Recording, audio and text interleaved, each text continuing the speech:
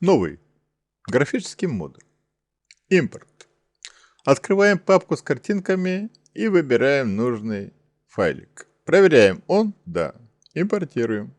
Определяем место на рабочем столе и открываем. Щелкаем в стороне, выделяем рыбку, тянем в сторону. Еще раз щелкаем в стороне, выделяем ненужные элементы и удаляем. Рыбку тянем на рабочий стол, за маркер увеличиваем.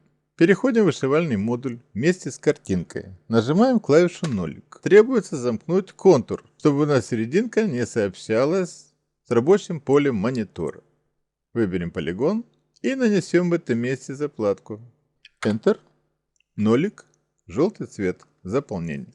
Удерживая клавишу Ctrl, выберем окантовку и объединим. Окантовка стала желтого цвета, потому что последней была заплатка, а она была желтым цветом. Заполним татами с дырочками. Для этого нажмем «Заполнение татами». Удерживая клавишу Shift, нажмем клавишу L, то есть откроем список объектов и цветов. Нажмем еще раз клавишу нолик. Щелкаем в стороне, выберем полученный элемент и выберем «Заполнить пустоты». Зададим перекрытие элементов окантовки и внутреннего заполнения. Соглашаемся. Серединки заполнились. Окантовка в стежках свою роль выполнила, поэтому мы ее выберем и удалим. Выберем графический элемент.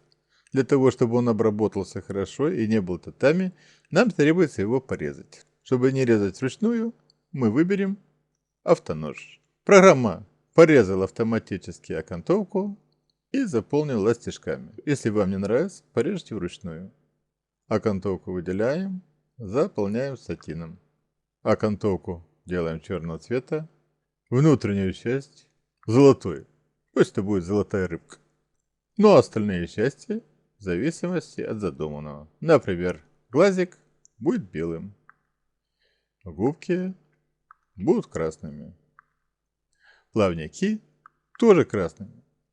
Если нас все устраивает, удаляем векторные объекты, определяем порядок вышивки и бегом вышивать.